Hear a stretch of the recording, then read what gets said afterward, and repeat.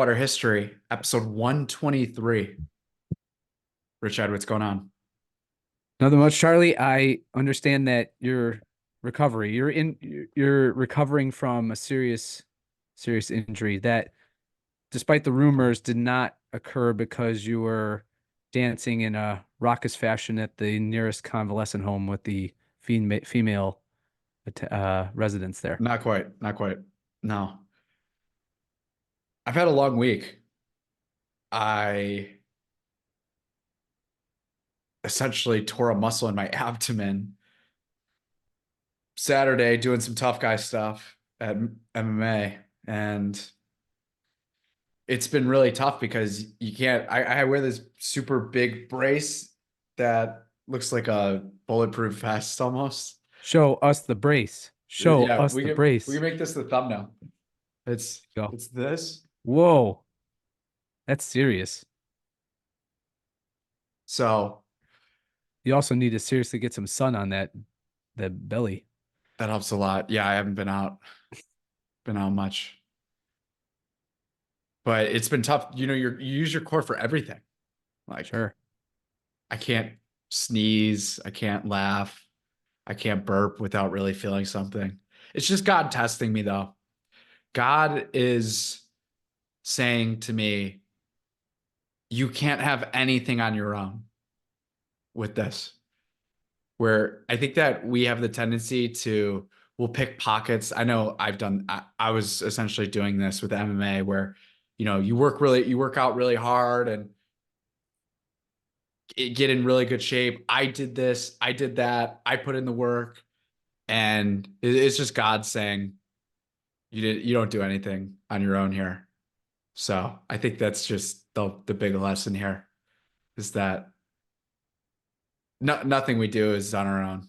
Correct. And I was feeling too prideful about, I guess, the progress I've made, uh, just with conditioning and martial arts that Yeah. God just had to show me, no, it's not all you here. Have you read Augustine extensively? No. You sound it's a very Augustinian Mm. thing. God is the source of all goodness, truth, and beauty. Oftentimes we get in the way to think and assert ourselves as an origin or a creative factor, Yeah. whereas it's much more so in the proper and what Aquinas would use the word conviens, convenient or fitting way. We are at best cooperators with that grace. Yeah. Instruments. Yes. Mhm. So it's going to be a long summer. Action figure summer is canceled. It's rescheduled to next year. But What is action figure summer? what do you think? You're gonna try to get buff like an action figure? There you go. Oh, okay. So you're supposed to have abs like Thor, but you end up having abs like Fat Thor from Avengers when he's I don't know about fat retired Thor, and but I can't really I can't flex my upper abs. So I just kind of look like a baby with my shirt off because my posture's like this, you know? yeah. So it's kind of funny, but yeah, just can't do much physically this summer, which stinks Yes. For because fans of ours, I am not stepping in as a vicar or substitute here and going to tone my abs in that way. That day has passed. no action figure summer for you. No. Again, I'll defer to Fat Thor. Yeah. Yep. Anyways, we don't have to talk about my stomach for the rest of the episode. We wanted to talk about Georgia. What's happening in Georgia? Yeah, ooh, uh there's some So, wild stuff happening overseas that we really have to discuss. And the reason we're discussing it at really some length here tonight is because it has the capacity of spreading its nefarious influence outside. The negative ramifications could be dire.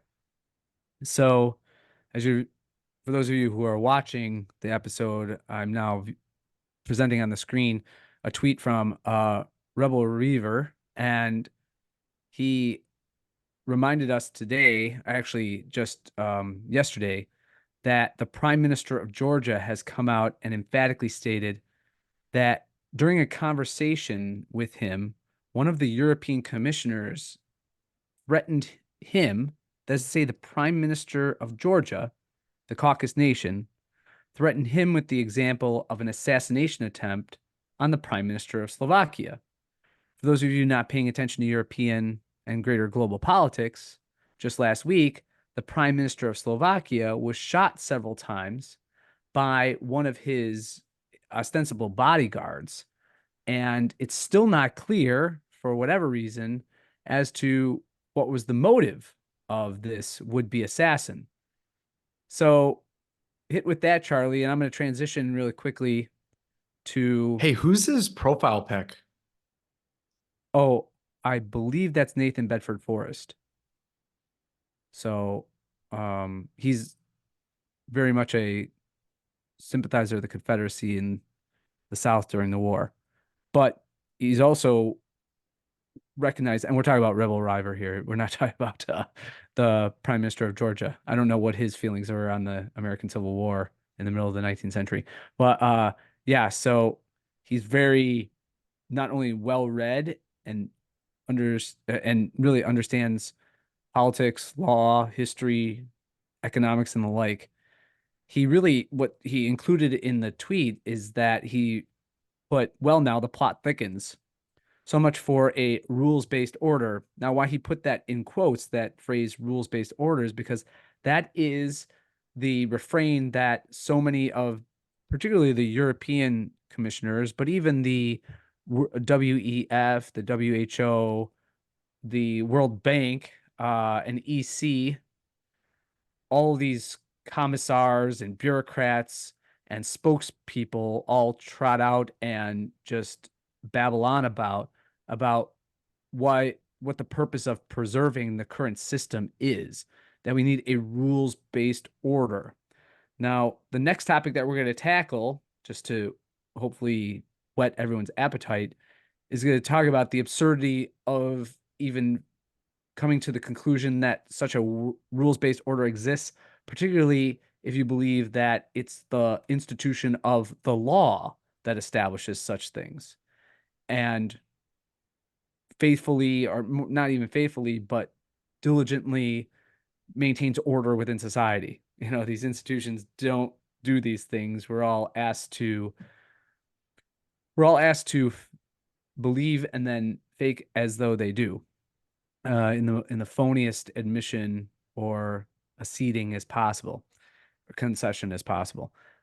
So you have this rule-based order is crumbling. There's only one rule: do as we say or die. This goes to what we've said so much about how the modern framing of democracy, whether it's uttered by Karine Jean-Pierre or Kamala Harris or Joe Biden or Lindsey Graham or Ted Cruz, anyone in the uniparty stratosphere. And I say stratosphere in the sense that stratosphere of evil, if there is such a thing. It's more like the basement. Well, they really frame democracy as simply what everyone who's a graduate of the Harvard School of Government, the Kennedy Harvard School of Government, as it is named, has deemed necessary. That's what democracy is. So Rebel River goes on to say, no, how about you lawless tyrants die instead? Sic semper tyrannis.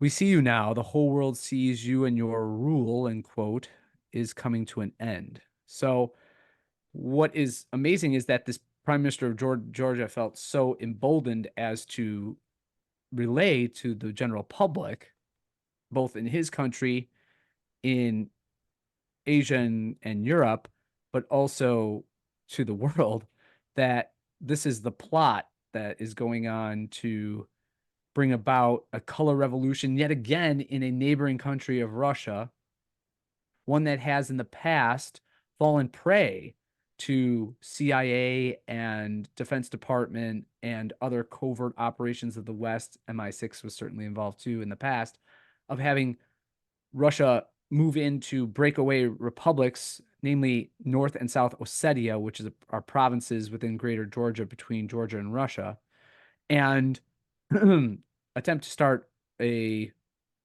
war of attrition with Russia.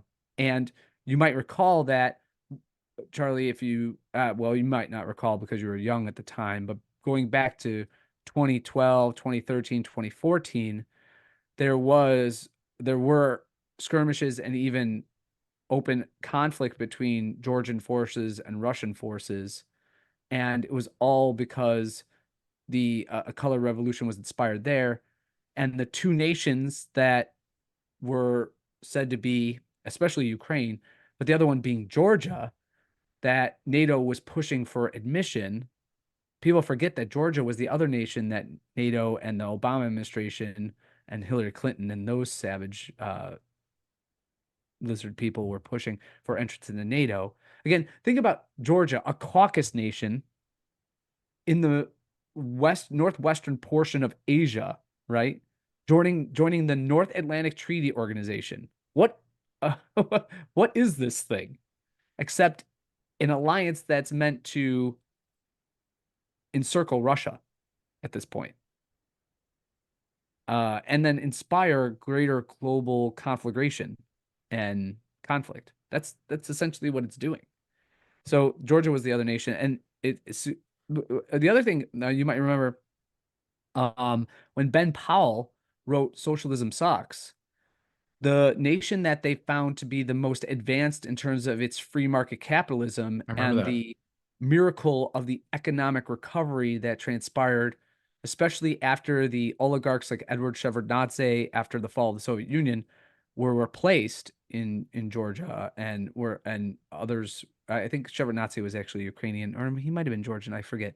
But once they were replaced, these oligarchs, the Georgian people, and to a degree the Ukrainians had before the Maidan Revolution, uh, had really started to resurrect their society, economy, and Ben Powell says in Socialism Sucks that Georgia was the most enjoyable country in their stay in Tbilisi, the capital, was the most, it had the greatest amount of beers, foreign and domestic, because it's a drinking tour. And the people were extraordinarily optimistic in Tbilisi. And it appears as though breakaway Soviet republics or former Soviet republics that are treading out away from the crony capitalistic Western corrupt kleptocracy and NATO and the East EU and the like.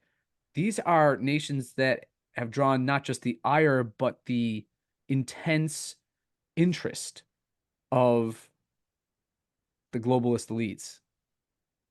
And the bonus, of course, is that they're bordering on what is current day Russia or modern day Russia.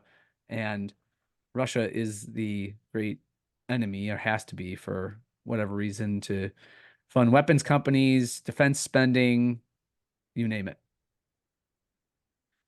So that's what's going on. What are your thoughts about this as we're talking about it? Yeah, so we talked about back with Iran, that whole situation, Mm. World War III, and you said let's pump the brakes a little bit. I assume you're more concerned about all of this. I am, in part because the sinister forces that are both in power and desirous of more authority, more power over people and geopolitical affairs. They, say what you will about them, as corrupt and sinister as they are, they're certainly not creative. And the history provides great lessons to us about just the means by which, in this extremely and ever more divided and what I would call fractioned world, that these sparks of assassination often lead to these greater conflicts.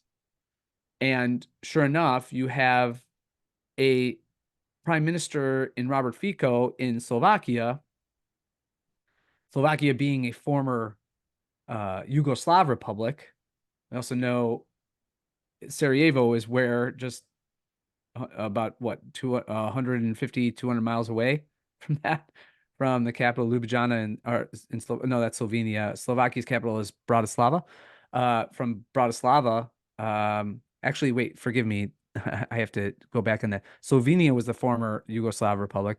Slovakia was once, again, pushed together after World War II with the Czechs forming Czechoslovakia. But Slovakia in Eastern Europe, again, a former Warsaw state or entity, Warsaw Pact entity. You have Slovakia in Eastern Europe being the site of, and this Robert Fico was openly opposed to continual funding of any type of war in Ukraine. He was opposed to the NATO using uh, ostensible NATO allies using Slovakian airspace to funnel in perhaps even French troops and the like to the front, so and into Ukraine. So this is what happens when you dare defy the geist of the globalists and these aims that they want to constantly bombard Russia and make Russia so encircled and so threatened that I think the real hope is that Putin does something, or even it wouldn't even be Putin, it would be some general or some commander that does something to spark a greater global conflagration. And if it's not working, notice how the expansion starts. It's not working in Ukraine. So why not envelop Russia more and start another front in Georgia? And it's clear that the Georgian prime minister is having none of it either. Obviously, these leaders who are not bought off and paid for, like Zelensky, are rejecting American and Western, French, British, German global hegemony, and they see no benefit of kowtowing to the authorities they're in and being included. I mean, what would be the benefit of being forced into this alliance um, of decrepit, it appears decrepit, the decrepit American and slash Western European empire. So these guys aren't playing along. Yeah, these guys aren't playing along, and so you have one that's already been shot, as it says here in the story from Al Jazeera, which is it wild that Al Jazeera is my kind of go-to for truth and information. I mean, Russian Times wasn't available in my search for clearly obvious reasons because Google doesn't want it to be available. But it says the suspected gunman, by the way, who was shot several times. It looks like he's going to recover, however. Um, the suspected gunman, identified by Slovak media as 71-year-old poet and former security guard, has been charged with premeditated attempted murder and was ordered held in custody at a hearing on Saturday. The Interior Minister Matus Sunce Estok said officials are investigating the possibility that the suspect may have not been a lone wolf as previously believed. And this guy's not, this FICO guy, he's not 80 years old No, either. I think he's in his 50s, if I'm not mistaken. Yeah, he underwent a 5-hour operation on the same day he was shot. Wow. Oh, so there we go. Yeah, so these are obviously very scary times. What I meant by going back to history being such a good instructor here is that you just have to look at the hostilities that were fomented both inside the Austro-Hungarian Empire and outside of it by a variety of forces and figures to really move along or get things charged to until a spark was to occur with the assassination of Franz Ferdinand on June 28th, 1914. You have the same going, except one could argue that back then what the globalist powers that be or the cabal were attempting to exacerbate were nationalist tensions. Now, what the globalist cabal is doing is trying to foment globalist or internationalist NATO and Western hegemony, and try to foment that in terms of making Russia a rogue state, to be sure, and then providing some spark or means by which to justify further aggression against Russia. And anyone standing in the way is going to get toppled, just as the former governments in Ukraine had. Right.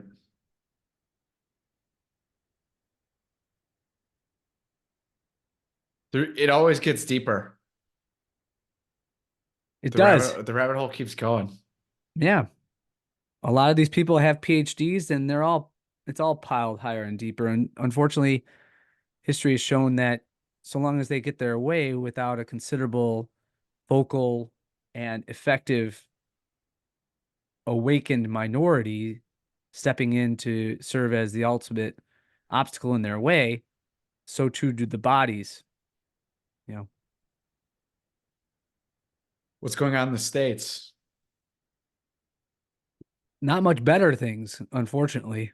And what I came across this week that I wanted to talk about on the show, which just as I was reading through it, it's so meandering. There's a word that this story made me think of as I'm still reading Human Action. And by the way, everyone should go on Twitter and look up the hashtag read human action. You have all my notes. I even take screenshots of the text. But there's a word that Mises uses all the time to describe how economic phenomena develop, and it's called concatenation. Essentially, it's just the way things are linked to one another like a chain. It comes from the Latin catena, which is chain, right? So concatenation can also be applied to how weird and meandering. This would be a chain that where the links are barely there and they're all artificial, but it's as though the chain is extremely serpentine and has no real logic to it. And I think as I'm explaining this, you'll see what I mean as we take a look here. And I'm going to go to this. Oops, I don't know if I shared the screen correctly. All right. So here, here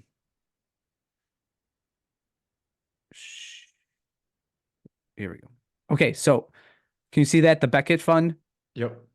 Now, those of you who are aware of the Beckett Fund, it is named after Thomas Becket, great saint, who was a conscientious objector to Henry II and his power grab over the church and his desire to invest bishops, that's lay investiture, to seize church lands and to tax clergy within England. And this law organization, it's a group of mainly Catholic, although they're not all Catholic, lawyers, work pro bono, especially on cases pertaining to religious freedom. So famously, the Beckett Fund were the people in charge of leading the case against the federal government under the Obama administration when the abortifacient requirement under Obamacare was being applied to the Little Sisters of the Poor. Way back, I want to say in 2009, 2009, somewhere around there, 2010. All right. So this is the missive that the director, Mark Rienzi of the Beckett Fund, put out this week. Charlie, do you want to read it or should I read it? I can read it. Oh, go ahead. The Supreme Court has an unusual case about homelessness. In City of Grants, Pass versus Johnson, the U.S. Court of Appeals for the Ninth Circuit ruled that the city's prohibition of camping on public property is a violation of the Eighth Amendment, which forbids government from imposing, quote, cruel and unusual punishment. Let's pause there Yeah, let's. because there's so much absurdity in the meandering illogic, the rotten concatenation, as I referred to it earlier, that we have to break this down. So as you read that paragraph, how would you distill what is being expressed there and why should your already injured abdomen be further Right. in pain because of nausea? I mean, it's just hilarious. It's just adorable how they can just pick and choose when they're going to prohibit something and when they're not going to prohibit something. If it was a 4-year-old on a swing during COVID, then it's not cruel and unusual punishment to remove them from the park. But if you've got someone camping out on public property, it's totally fine. It's just completely backwards and really laughable that we still listen to these people. Correct. And more so, I'd go so far as to say the law has become malevolently illogical in its application. So what do I mean by that? Think about this. I'll just reread in part what Charlie just read. The Supreme Court has an unusual case about homelessness. In this case, City of Grants Pass versus Johnson, the U.S. Court of Appeals for the Ninth Circuit ruled that the city's, that is to say, Grant Pass's, prohibition of camping on public property is a violation of the Eighth Amendment. Of course, those familiar with the Bill of Rights will remember that the Eighth Amendment says the government, that is to say, the federal government, cannot impose cruel and unusual punishment in its adjudication of crimes, right? Or any cases that, or in its laws and its legislation. Yeah. Cruel and unusual punishment. Right. That's the famous phrase from the Eighth Amendment. What the hell does not permitting someone to camp on public grounds have to do with cruel and unusual punishment? I don't know. I mean, it's as if, by that logic, any entity discriminating against anyone, and what I mean by, maybe I shouldn't use the term discriminating, but just discerning who or with whom they associate, to whom they sell goods, from whom they buy goods, who they're friends with, who they sit with at lunch, where a restaurant is located, where a supermarket might find itself located for the purpose of, I don't know, advantageous profit. All those things would be and have to be considered cruel and unusual by that standard. Any type of discernment that doesn't allow you to do anything that could be in your whimsical desire and will is therefore cruel and unusual. Would you agree so far? Yep. All right, go on to the second paragraph. So it gets weirder, just to warn everyone. What does this have to do with religious freedom? The Ninth Circuit reason. That's the best part. There's no transition there. Now, I get what Rienzi's getting at as the director of the Beckett Fund. Like, wait a second.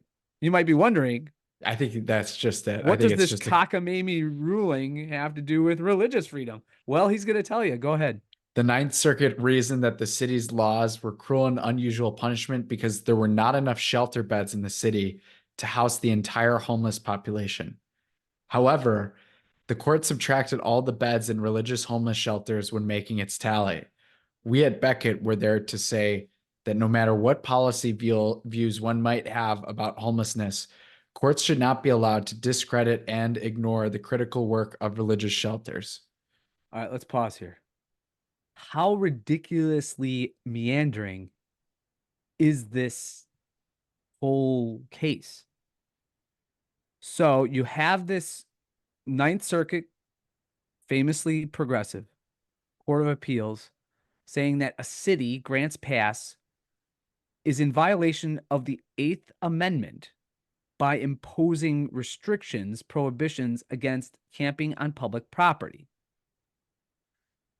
Then an institution which is founded to protect religious freedom intervenes in the case, saying that the Ninth Circuit reasoned that the city's laws were cruel and unusual punishment because there were not enough shelter beds in the city to house the entire homeless population. You can, again, imagine what the original Americans, let's call them, what would Thomas Paine have to say about this?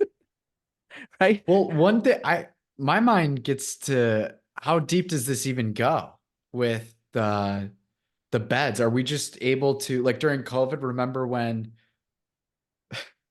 Cuomo got in trouble for with the stuff in the old people? Sure. Was it just That because that there were no, were we counting religious beds, or was anywhere else available? What, I guess this is so weird that they can just pick and choose what to count or not. Yeah, well, sure, but who cares? I mean, my retort would be, who cares about this? So the Beckett Fund intervenes and says, look, the Ninth Circuit reasoned that the city's laws were cruel and unconstitutional. I'm sorry, cruel and unusual punishment because there were not enough shelter beds in the city to house the entire homeless population. However, the court subtracted all the beds. This is their main point of contention, that the court was really being extraordinarily, what would be the word, aggressive against freedom of religion by Yeah. not counting the religious homeless shelters and their beds when making their tally. So we at Beckett, he says, we're there to say that no matter what policy views one might have about homelessness, oh, shouldn't you have one? Shouldn't you have a policy view about homelessness that goes beyond, well, the homeless, you're discriminating against religious organizations if you don't allow the homeless beds, or the beds for the homeless, to be counted in religious institutions. Courts should not be allowed to discredit and ignore the critical work of religious shelters. Now, that is quite a reading into the intent of the Ninth Circuit, right? I mean, was that their intent? I doubt it. I think their intent is just to Oh, I get warp what you're and getting at bend now. and twist and mutilate the original intent of the and logical, sane application of the Eighth Amendment so as to benefit I get what you're getting at. criminality. You I see? totally get what you're getting at.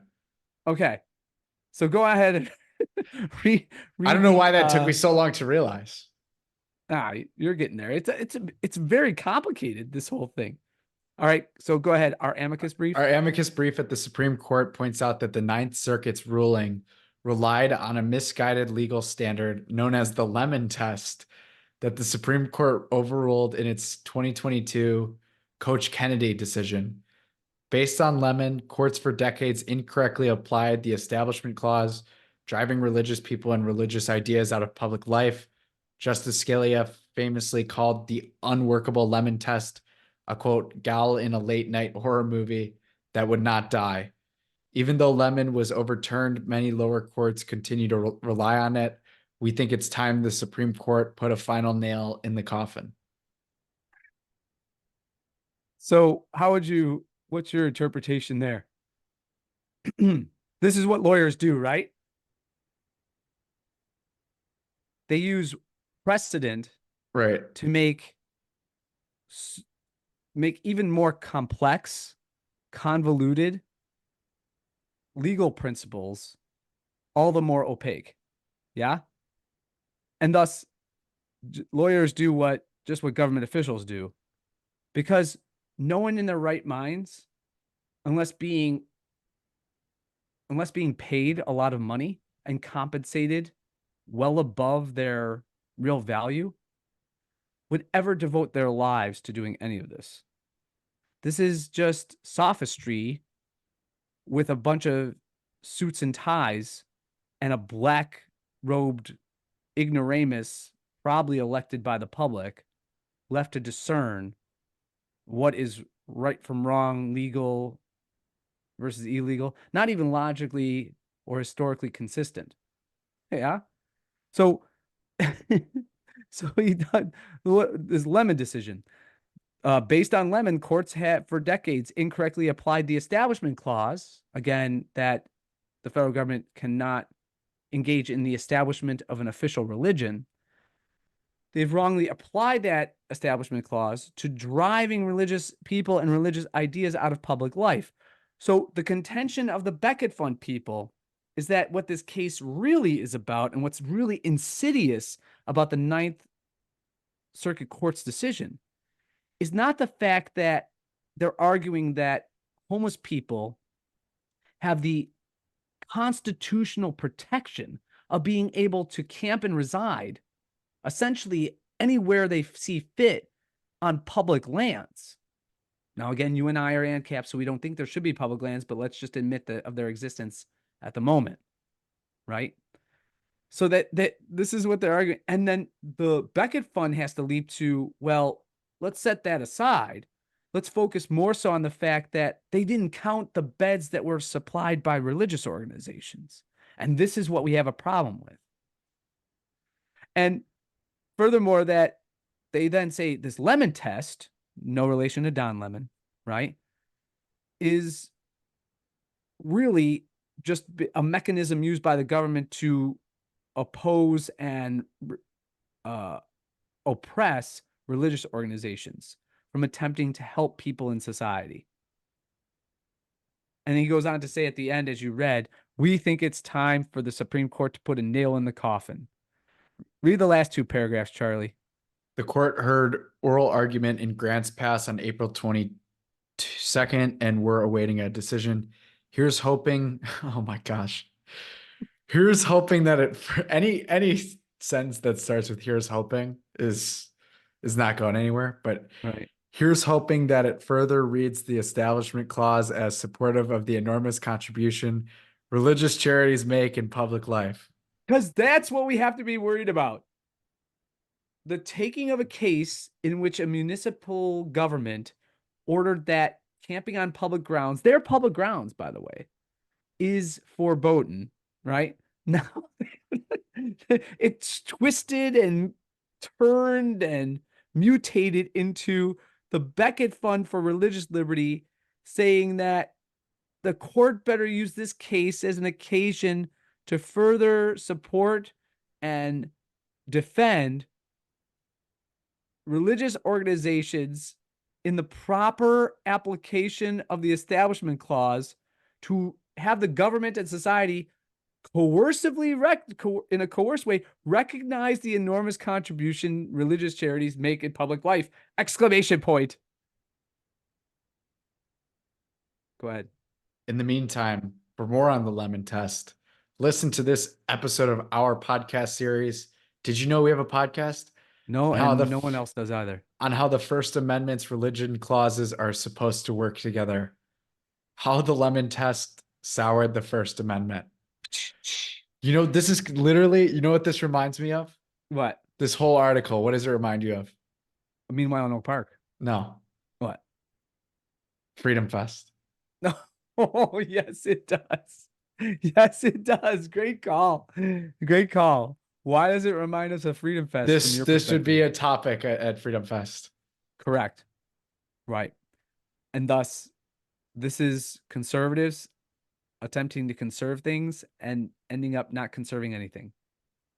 Because if there's an episode greater than this one that we're pointing out, I mean, we could name probably a million of them, wherein conservatives attempt to do this and work within the system and continue to feign, even though they must know if they have a brain cell operative in their cranium, that the system is so utterly corrupted and Byzantine in nature.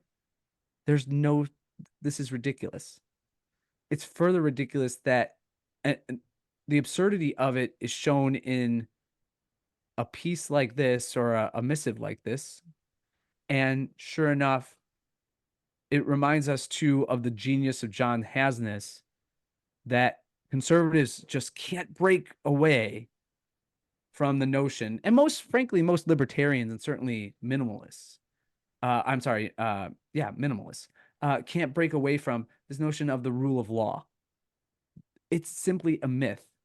Now, given what you and I just read through, I want to go through the actual piece from John Hasness from years and years ago, now decades ago, on the myth of the rule of law. And I just want to read a couple paragraphs and see how they ring to you, given the context of what we just went over. So this is from the third page of the essay. He says, I believe that, much as Orwell suggested, it is the public's ability to engage in this type of doublethink. Now, in the case of this Beckett Fund case and the Lemon Test and the Establishment Clause and the application of the Eighth Amendment, it's more like quadruple think or quintuple think. Right. But to be aware that the law is inherently political in character, and yet believe it to be an objective embodiment of justice that accounts for the amazing degree to which the federal government is able to exert its control over a supposedly free people.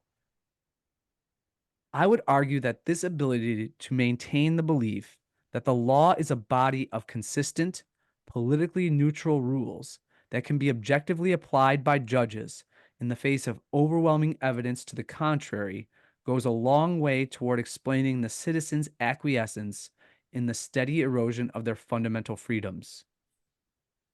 To show that this is in fact the case, I would like to direct your attention to the fiction which resides at the heart of this incongruity and allows the public to engage in the requisite doublethink, quadruple, quintuple think, without cognitive discomfort, the myth of the rule of law. I refer to the myth of the rule of law because, to the extent that this phrase suggests a society in which all are governed by neutral rules that are objectively applied by judges, there is no such thing. As a myth, however, the concept of the rule of law is both powerful and dangerous. Its power derives from its great emotive appeal. The rule of law suggests an absence of arbitrariness, an absence of the worst abuses of tyranny. The image presented by the slogan, America is government of laws and not people, is one of fair and impartial rule rather than subjugation to human whim. This is an image that can command both the allegiance and affections of the citizenry. After all, who wouldn't be in favor of the rule of law if the only alternative were arbitrary rule? But this image is also the source of the myth's danger. For if citizens really believe that they are being governed by fair and impartial rules, or for that matter, and this is me speaking as an aside, any type of system of rules in which you could actually arrive at a legal and just decision without having to go off in 50,000 tangents and take a case and alter it in such a way by its nature to apply to your particular wants, wishes, whims, political desires. Well, the latter, how I describe the law functioning, is really how it's functioned for decades, if not longer, in the United States in particular. For if citizens really believe that they are being governed by fair and impartial rules, and that the only alternative is subjugation to personal rule, then they will be much more likely to support the state as it progressively curtails their freedom. And then he goes on to say, this piece will argue, in this piece, he will argue that this is a false dichotomy. And he goes on to say, and he does successfully, as we've had an entire, you'll remember the episode we did on this. So we can refer to that in the show notes page. I forget what number it is, but he goes on to successfully establish 3 points. 1, there is no such thing as a government of law and not people. 2, the belief that there is serves to maintain public support for society's power structure. And 3, the establishment of a truly free society requires the abandonment of the myth of the rule of law. Coda, fin, c'est ça. The fat lady singing on that one. Your thoughts, Charlie? What do you think? Yeah, I mean, we did the episode on this. He's right. He's right. He's right. I love it. Hasness No, is right. not much That's to all we say. need to say. Not much else to say. I mean, Well, why I love that, going over that fundraising / informative email that I received from the Beckett Fund. It's just such a stark case in point about how political the rule of law is. But he also, Rienzi has to hold up that clear contradiction, because as he's appealing to some sort of amorphous, really non-existent objective body of laws to which the Supreme Court must appeal to render a decision. He's also acting, in this case, on a political side that we might agree with here. He's acting and shaping and twisting this case into a question of arguing for religious freedom. It's a mechanism and instrument of politics. It's by no means, and this is where the danger comes in, some sort of inaccessible divine type of holy of holies by which we enter, or we allow lawyers of all people to enter, and then judges, as if the judges are the oracles Right. to ancient, and you have the soothsayers or whoever are going to go and pose their questions or make their arguments to the oracles, and then the oracles, these 9 oracles, are going to come down with a decision. Yeah. And to say that, I mean, you can name 1,000 different Supreme Court cases: Wicker versus Filburn, Brown versus the Board of Education, even the Obergefell case. I mean, they're so Roe versus Wade. I mean, they're so absurdly rendering their decisions that, again, it's just the Constitution is not an authority. It's just simply the floor mat by which they wipe their feet and then claim that they're arguing objective when they're really just acting as overseers and political animals.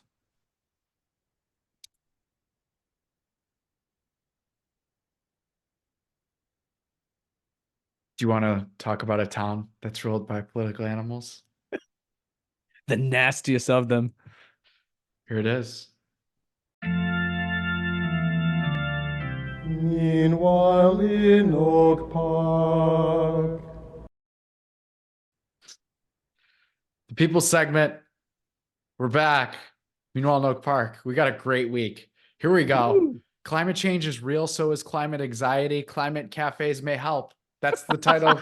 That's the title. This is already great. That's just the title. That's the title of the on article. opening It's page. like it's fantastic. I can't wait to dive into this one. It's like it's clickbait for us. I know. Well, I'm still under the suspicion that they're creating content just for our segment, Meanwhile in Oak Park, on the podcast. A 2021 survey of young people ages 16 to 25 in 10 countries, published in the British medical journal, The Lancet, found that 59% of those who responded said they were, quote, very or extremely worried about climate change, while 84% said they were at least moderately worried.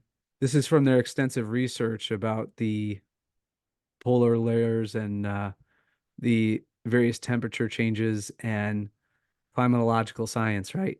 That's where all that anxiety emerges from. Yeah, it's the East Anglia studies. It has nothing to do with anything else, actually. Yeah. They were reading their Michael Mann. More than half said they experienced strong negative emotions about it, whether sad, anxious, angry, powerless, helpless, or guilty. Another 3/4 of respondents said they were frightened about the future. So how do you address concerns about the climate without triggering paralyzing anxiety? You could just substitute for climate ghosts here. Yeah. Yeah. Climate cafes may provide a solution. Begun in Scotland in 2015, climate cafes provide informal get-togethers in which attendees intentionally discuss topics many find too inconvenient or troubling to discuss in larger, more formal venues. Some climate cafes meet regularly, some meet online, others just pop up for a couple of sessions and then disappear again. The first rule of Climate Cafe, you don't talk about Climate Cafe. Jess Pepper, the person credited with holding that first Climate Cafe, told the Guardian newspaper in 2021 that she hosted her first cafe in the Wednesday Journal. You just said in twice. In. You just said transformative leadership in. because it just dawned on me that people need to be speaking with each other and not just in a one-off kind of session. The result was both political and therapeutic, like this podcast. Climate cafes provide a forum where information is shared, but in a way that is not overwhelming. Too often these days, what you want is a glass of water, and instead you get a blast from a fire hose. One participant in a climate cafe told a reporter at The Guardian that she had, quote, shed a lot of tears and gotten in touch with some powerful feelings that came from sharing her anxieties with like-minded people. Whew.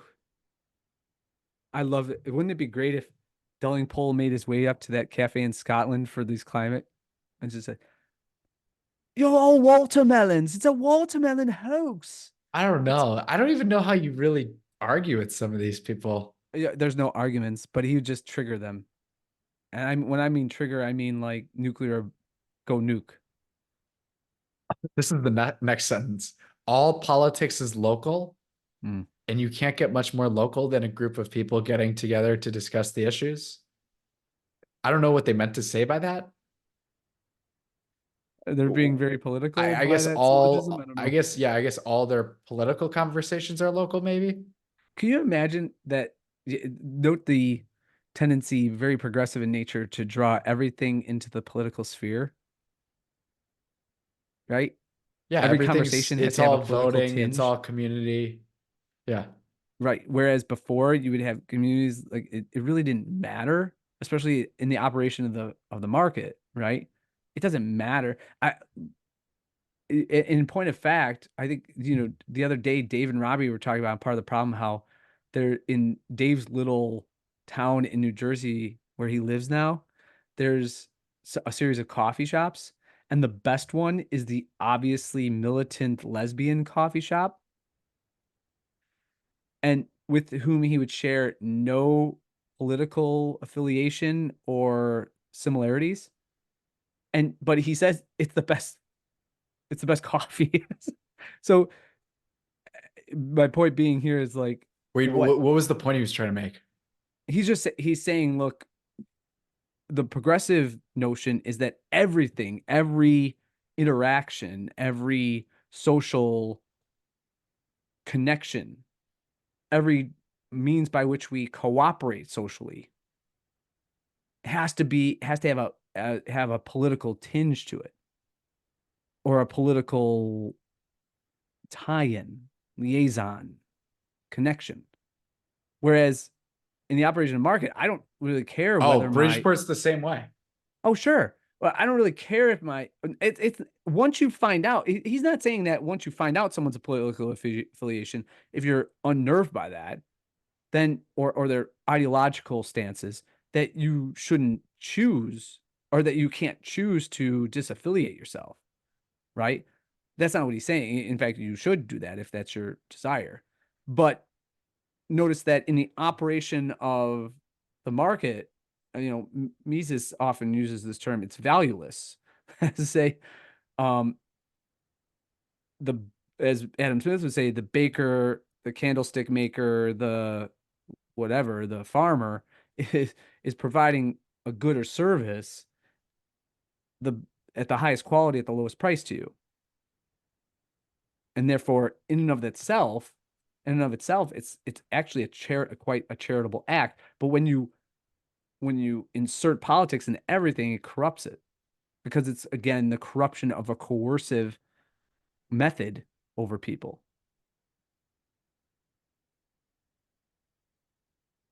Where were we? Oh, go ahead. Participants in climate cafes have reported they feel relief from anxiety and numb helplessness. One of Chicago's first climate cafes, held last December at the Peggy Notebert Nature Museum in Lincoln Park, was organized by a Chicago-based psychotherapist, that's one word, and clinical social worker, Linekel Bachhuber. Libby Bachhuber. Her climate cafe also was part of an ongoing program of climate cafes associated with the Climate Psychology Alliance North America. Okay, so not all politics is local here. No. From the global funding for the local. The Climate Psychology Alliance's online answer to the question, what is a climate cafe, sounds as much like a group therapy session with snacks than a political action committee. A gathering of people meeting with facilitators to share their responses to the climate crisis, a confidential, warm, friendly hospitable occasion involving cake, hot drinks, maybe a glass of wine or beer. The focus, thoughts, and feelings about climate change rather than what we're doing about climate change. So it's basically when the teacher pulled you over in kindergarten to do story time and everybody got their snack and sat on the rug. And then she read you a story about, well, today it would be about I might have to show up the to transmutant monitor lizard or something like I that. think I'm going to show up to one of these. Bach Huber's Climate Cafe at the Peggy Notebert Nature Museum definitely had a group therapy feel, as she told the Tribune reporter in a December 28, 2023 article. Unless we can process our internal responses to climate change, we are not going to be able to respond appropriately to it. Oh, I kind of want to go to these.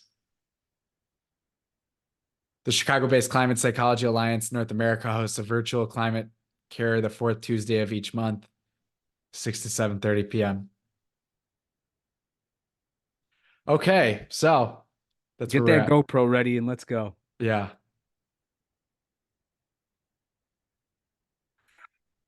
Second What of a three. bunch of psychopaths. Staff shortage forces OPPD to move officers to patrol division. Police also are working overtime as staff is down nearly 30%. Oh, come on, people. Step up and be an Oak Park police officer. Amid increasing staff shortages at the Oak Park Police Department, officers on the community policing unit are being temporarily reassigned to the patrol division. During a May 7th presentation to the village board, Police Chief Shatanya Johnson told trustees the department was down 35 officers, an increase from early February. Staffing levels on patrol specifically have continued to decrease, prompting this change. On the community policing unit, a specific officer is assigned to a designated area known as a beat to respond to, quote, quality of life issues, Johnson said. These officers are the liaison between the police and the community, she said.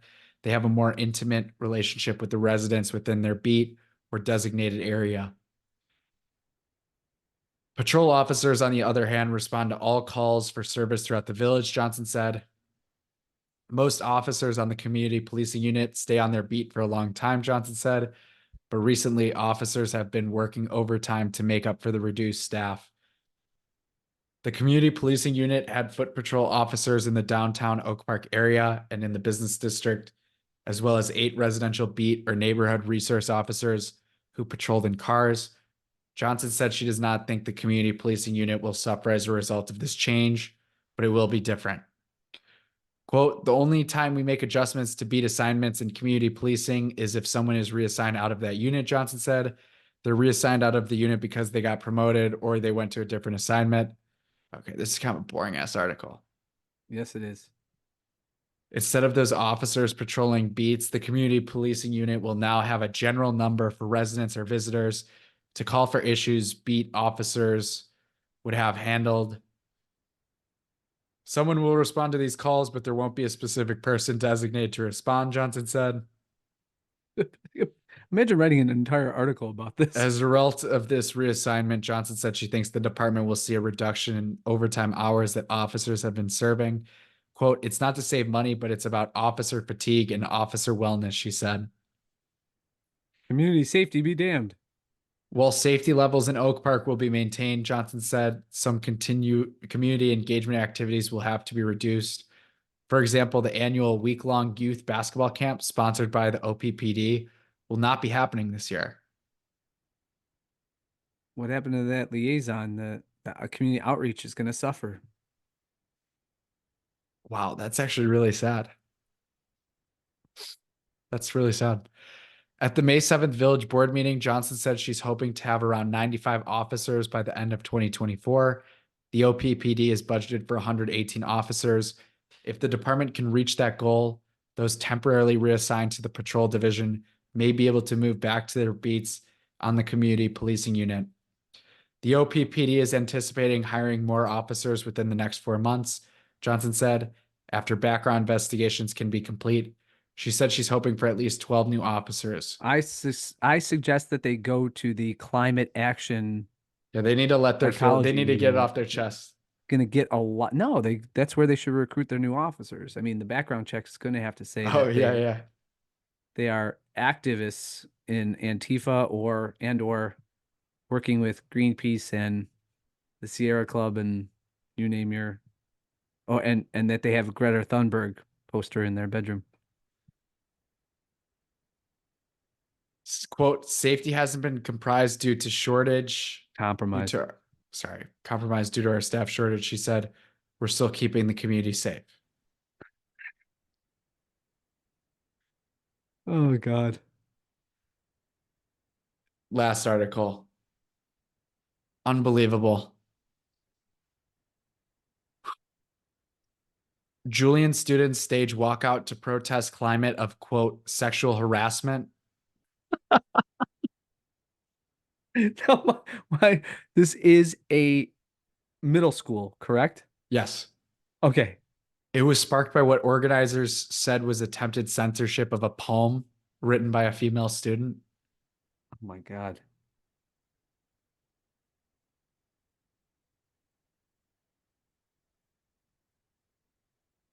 Here's the picture of student organizers holding up signs as they get ready to speak to Julian students who gathered with them at Scoville Park. They all look actively retarded, each and every one of them. I know. I'm standing up for myself. I am such a bitch, reads one of the signs. Oh, cute. Anyways, students at Percy Julian Middle School staged a walkout Wednesday afternoon to protest what they say is a climate that allows sexual harassment, quote, slut shaming, and sexualization. Sexualization. Wait, hold on.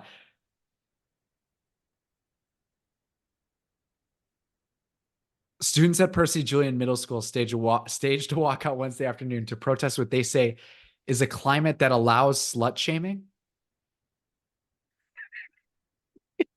Yeah, continue reading. The walkout occurred at about 2:15 p.m. when more than 50 students, mostly girls, I don't know, like imagine being a dude in that walkout. Walked from the main entrance of the Ridgeland Avenue Middle School to Scoville Park. Are you serious? If I was a dude, I'd be like, I'm getting out of here too. I'm an advocate. The walkout was organized by 8th grader Sophia Ott, along with several of her peers, after what she said was the attempted censorship by a former administrator of a poem written by a female student. In an email to families Tuesday, interim principal William Lee said administrators knew about the planned walkout and that it was intended to, quote, bring awareness to issues of sexism and sexual harassment. Quote, District 97 does not prohibit students from walking out or engaging in a peaceful protest, Lee said. If students walk out, they will be allowed to exit peacefully. What a great system. I don't know why kids still even go to school. Why would you? Just walk out every day. Yeah. What are we complaining? What are we bitching about today? Well, let's walk out and talk about it. Yeah. Climate change. Just pick something new for every day. They censored a poet. A former administrator censored a poem. According to Sophia, the protest was initiated by an event at school in which an administrator expressed displeasure about the word slut being used and said the poem, which was performed at the Women's History Month assembly in April at the school, quote, bashed men. Whoa. Okay. Quote, at our school in the past and currently, there have been a lot of problems with harassment and slut shaming. Okay, what and sexist things going on in our school, Sophia said. What is she talking about? I mean, is she saying why that, don't they just read the poem? Yeah, or worse, the slut shaming, as far as I understand, and correct me if I'm wrong, Charlie, is when you shame or cast aspersions on people who are licentious in sex. Yeah. women, women in particular. So a what her girl claim who is a girl that who one of these eighth graders who's kissing a lot of guys, you can't say anything about that. well, I don't, okay, hey, are they just kissing? I don't know. Right. Okay. I was just So saying that for the example to clarify. okay. Yeah. Slut So shame. so they're saying that we're having a problem with the slut shaming at this school. Yes. D97 has not responded to a request for comment about the claims that students made about the administrator's reaction to the poem. According to Sophia, that administrator is no longer with the district. So what are they? What are they protesting? I don't. What should they do? The students said they began speaking with each other about situations that they said have fostered a climate that tolerates sexual harassment and harassment, especially toward girls. The goal is to alert adults to the issues and that students are unhappy about it, Sophia said. Quote, I hope they see this and they realize this is happening, she What said. is this? When parents speak up, especially when it's a lot of parents, I just want to make them and the community around us more aware of this fact so that they can see that and maybe what is that?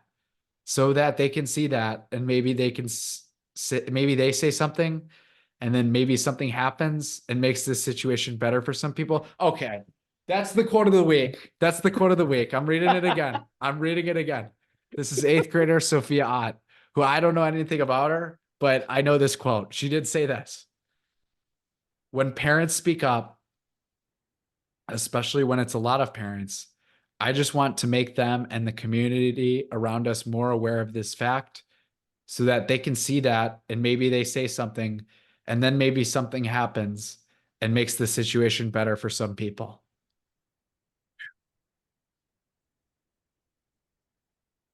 She's going to make a perfect Oak Park Village president. Oh, for sure. Vicky Skaman, look out. Andrea Button, Sophia's mother, said she was, quote, extremely proud of her daughter and her friends. For doing what? Quote, I love How that could you young. how could you be proud of your daughter for Okay, this walking? is no. I forgot. I read this before the show. Yeah.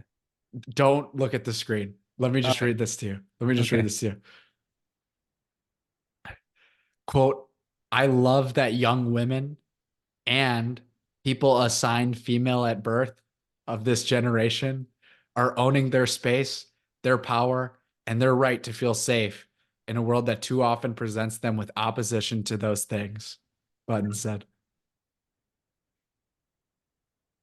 People assigned female at birth. It was like God giving you homework. Yes. Was Yes. was your private parts was an assignment. Yeah, right. Unbelievable. Well, okay.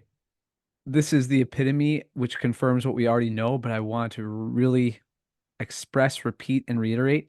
Oak Park is a gigantic, insane asylum. And the only way you can distinguish yourself within the asylum is being absolutely more bonkers, crazy, delusional than the person next to you. Yeah. Right? Go ahead. The culture has also created an environment in which female students feel like no one is listening to them, she said. Quote, They're writing a journal article about him, and on top of that, the person who who committed the egregious crime of saying, I don't think like maybe seventh and eighth graders should be tossing around the word slut in poems, and that it might it the poem seemed to allude to a lot of male bashing. That person, of course, in Oak Park is persona non grata. They're gone anyway. What else let's burn the person in effigy? Does that make them feel better? quote, when students express their concerns or tell their stories asking for help, nothing ever happens, Sophia said. The problem with this too is that if there was an actual case, Right. it gets thrown into all of this now, Oh, sure. you know? Yeah. The number of all sexual harassment, and bullying complaints filed by students is not yet known. Wednesday Journal has submitted records requests regarding them. Did you watch The Office, the show, the American Yeah. version of the show? Yeah, I watched the American one. Remember the episode where Dwight finds out that all his complaints about Jim are just being thrown in a box by Toby? Yeah. That's exactly what I imagine this poor social worker at Julian Middle School is like, oh, okay. Just in the box, and they're gonna find out that it's just in a box somewhere. District 97 officials said they take, quote, all allegations of inappropriate behavior seriously and are committed to providing a safe and inclusive learning environment for all students at Julian Middle School. Quote, our district has procedures in place for reporting sexual harassment, said Luis Fernando de Leon, assistant superintendent of middle schools. We encourage students to report any concerns to a trusted staff member or through our bullying report form. De Leon was at Julian when the walkout began. De Leon, who wore a bright yellow vest, said he was there to ensure the students were safe as they left the school to walk to Scoville Park, their destination. D97 officials said no administrators or staff followed students to Scoville Park. Okay, go ahead because there's still more. If you can believe it. Yeah. Here's the picture of the whole walkout. They got a group shot. It's a beautiful day in Oak Park. That's the thing that really pisses me off about Oak Park is how beautiful of a town it is. Why? Why is the one girl wearing a helmet with a sign that says Team Bear? Yeah, I don't know what the bear means. Tanya, the short bus is here. Time to go home. Poor Tanya, she used to ride her bike, but she kept pedaling backwards and she wouldn't go anywhere. Why can't I go anywhere? At least I got my helmet on. At the park, students rallied to hear speeches from organizers. Quote, sexual harassment can go unseen and written off as, quote, middle school boys, said one of the organizers, who is not being named because she is a minor, and Wednesday Journal was unable to reach a parent for permission. The seventh grader added that being sexually harassed has a huge mental toll on someone, making them feel unsafe. Another organizer spoke during the walkout saying that, quote, sexual harassment and assault are a huge problem at Julian. Quote, Assault? a huge problem? It often goes unaddressed. She said. 13 and 14-year-old kids should never feel afraid or threatened around a male teacher or be scared to eat a hot dog or a banana because they are scared to be sexualized by the boys around us. And yet we are every day, she said. Oh my God. Okay. This is just how can you possibly be the parent of a boy and send them off to this place? I mean, if you're a parent, an Oak Park parent, and you send your kids to any of those schools, but particularly Percy Julian, you are committing child abuse. So why do you say that? Because the boys are they're before they even do anything, they're sexual harassers. I mean, you know what happens in 7th and 8th grade. And you know what this is born of. This is all like 90 of the wackadoo girls that were out there, the 13 and 14-year-old 7th and 8th grade girls that were out there. One of them blossomed early. And the guys go, hey, Julie's looking, oh, Julie, oh my God, look at that. And then because Julie's getting all the attention, right? Then all the other soon-to-be lesbians get all mad because they're not lesbians yet, right? And so they all start backbiting and everything. And instead of recognizing, well, maybe I should take care of myself and, I don't know, say a special prayer to God that I could be a little bit more like Julie so I could get that guy attention, the guys are villainized. That's exactly what I mean, that had to be what occurred. Yeah, I mean, we don't know. And then of course, boys being boys make stupid comments like they take a banana and go, hey, look, I got a banana penis or something like that. And the girl said, "Oh, that's sexual harassment." It has nothing to do with you. It's a boy making a joke about having a gigantic yellow penis. Yeah. Well, I think it's the girl eating it is the problem. Oh, so the girls are eating it, and the boys That like, was hey, hey, so that's so hey, 13 and Julie. 13 and 14-year-old kids should never feel Hey, guys, afraid. Julie's eating a banana again. 13 and 14-year-old kids should never feel afraid or threatened around a male teacher or be scared. Okay, the male teacher part, like that has to be addressed. Or be scared to eat a hot dog or banana because they are scared to be sexualized by the boys around us. And But yet we no, are every day. but note the male's teacher, they're just saying his mere presence in the school is a threat. Well, They're not we saying don't know that part. We don't know that well, part. but no, we do because they're not saying what the male student or what the male teacher did is what the harassment is. It's just his being there. They're saying that they shouldn't feel afraid or threatened around a male teacher. But they're again, I who's get what you're saying, but like they're trying to hint at that there's a teacher in the school that's probably a bit of a creep. oh, okay. And given that, I'm not putting it past one of Oh them. no, especially in a public school setting, right? Right. But again, I'd be more afraid if I'd be more afraid for the boys in that. Oh, I agree. Like the dick jokes thing. If you can't let dudes do dick jokes, Correct. I mean, what's the point? We're gonna lose an entire generation. Julie's eating a banana again. The lunchroom just goes silent. The boys are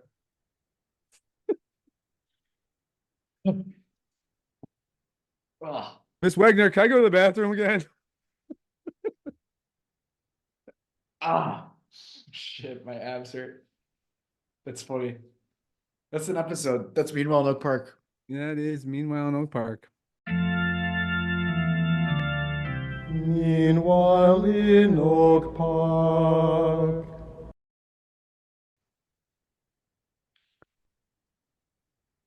Let's pull up the Bob Moran quote. Yeah, for sure. Let me see if I can grab it first before you can. Do you have it? No. All right. Let's see. Well, and this goes back to really what we were talking about before about the insanity of the real self-defeating take about working within the system. Here's his quote, and I will share my screen. All right, here we go. And boom. Bob Moran, the genius Bob Moran, who I can't endorse any more than I already have. I will continue to, I guess, in an attempt to outdo myself. But Bob Moran posted just yesterday, but how do we change the system? End quote. We don't need to change the system. We need to get out of it. The attitude or this attitude is like fretting over what color to paint the walls of your prison cell when the door has already been left open and you can just walk out. It's And beautiful. that is a beautiful, beautiful lesson. Don't be beholden to some myth, the myth of the rule of law, if it is such, the myth of etatism, the myth of that you are not an agent operating within the capacity to break free from this system. You have the potential to do that. Got to break out of the lazy mode of just simply acquiescing to it. Yeah. And he certainly has. So let's follow Bob Moran's and John Hasness's and James Delingpole's lead. That's all I got. Tridentine Brewing. Yeah, everything's good. Yeah, get Trinitine Brewing stuff, and we'll hope to see those beers in the market. Too sweet. Until then, whether you're a Georgian or Slovakian prime minister, or just me and Charlie and Or an all Oak of our Parker. audience and fans out there, Or an Oak Parker. or an Oak Parker for that matter, best to get out of there for your own sanity. Recognize the insane asylum that you've been placed within. Again, Don't think that you can just paint the walls of your house in that insane asylum, but you can leave. Don't let the rain fall on your head or dry on your head. Until next time. Peace out, everyone. God bless.